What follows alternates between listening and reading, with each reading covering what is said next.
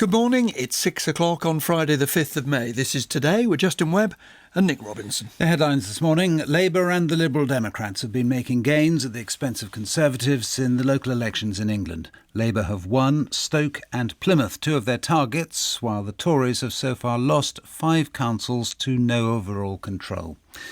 Nurseries and preschools have added their voice to demands for the Ofsted inspection system to be changed.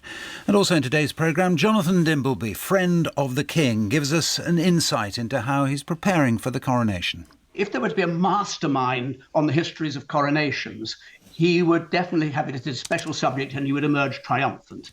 He knows his history. And the more that I love, the less that I feel. Times that I jumped never were real. He's won his court case. Ed Sheeran now is celebrating with a midnight release of a new album. Is it any good?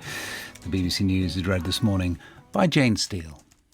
Labour and the Liberal Democrats have been making gains from the Conservatives in the English local elections. Labour has seized targets including Plymouth and Stoke-on-Trent. The Lib Dems wiped out the Tory majority in Brentwood. The Conservatives have so far lost more than 150 councillors, but held on to some authorities, including Redditch and North East Lincolnshire. The Northern Ireland Secretary, Chris Heaton-Harris, said what was happening was a mid-term blip, but another minister described the results as terrible. From Westminster, our chief political correspondent Nick Eardley reports. The Conservatives have had a bruising night, losing control of places like Brentwood, Tamworth and North West Leicestershire. Senior Conservatives had said losing 1,000 seats would be a bad result. That may well come true by the end of counting.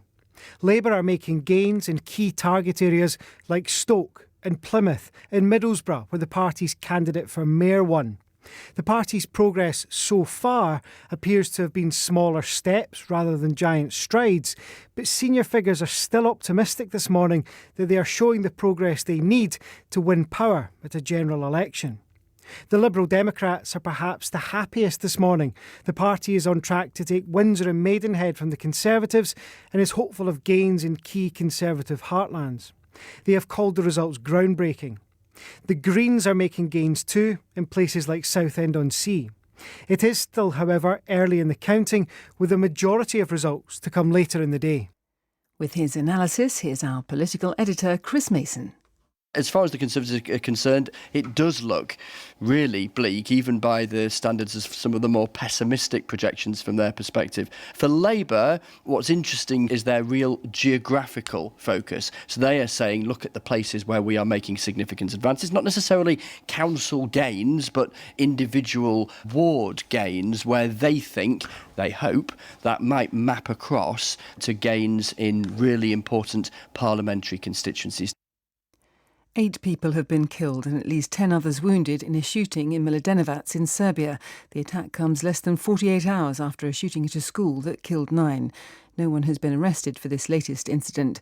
Local media say the gunman used an assault rifle to shoot at people at random from a moving car.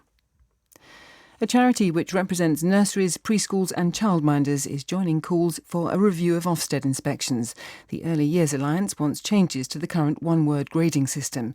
Some teaching unions have pushed the government to stop the inspections after a head teacher from Reading killed herself before her school was downgraded. Here's our education reporter Vanessa Clark. Just like in schools, when an inspector visits a nursery, preschool or childminder, they are given a rating from outstanding to inadequate. An inadequate rating can lead to closure of the business if the local council decides to withdraw funding.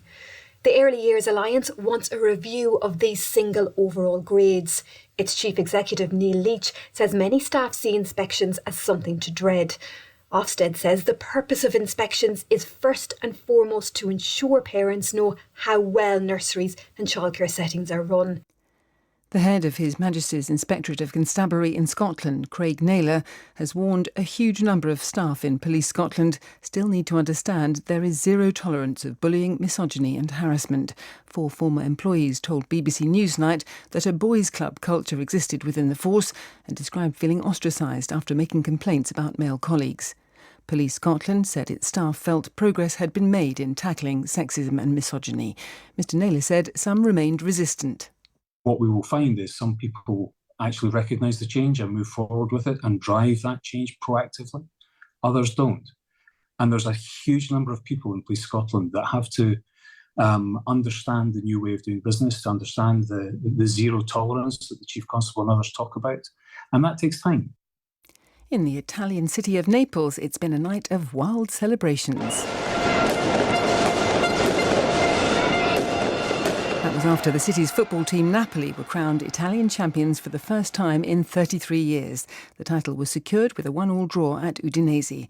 The last time Napoli were champions was 1990, when they were captained by Diego Maradona. Rail passengers across the UK are to hear a special message at stations over the next 4 days to mark the coronation. Recorded at the King's Highgrove estate earlier this year, he can be heard reminding people to mind the gap. The Queen Consort's contribution is to wish passengers a safe and pleasant journey. The rail delivery group said the recording was a wonderful way to mark an historic moment. Pity they didn't do see it, say it, sorted. But there you go. 6 minutes past 6 is the time. Let's have our first look at the weather. Comes from Sarah Keith Lucas at the BBC Weather Centre this morning. Hello, Sarah. Hello, Justin. Good morning. And of course, Coronation Weekend, bank holiday weekend with us. And that does tend to attract areas of low pressure when we've got a bank holiday on the way. So yes, unsettled weather on the cards, I'm afraid, over the next couple of days. Today, we have got some showers around, especially in the south. So for all of southern England, Wales, the Midlands and eastern England, it's going to be a day of some sunny spells breaking through, but also scattered heavy showers. They could be thundery as we move through into the afternoon. I think fewer close to the south coast, so mostly dry for the likes of the Isle of Wight, towards Kent, for instance, as well, but heavier and more frequent downpours further north. That's anywhere to the north of the M4 corridor. But temperatures here are around about 15 to 18 degrees. For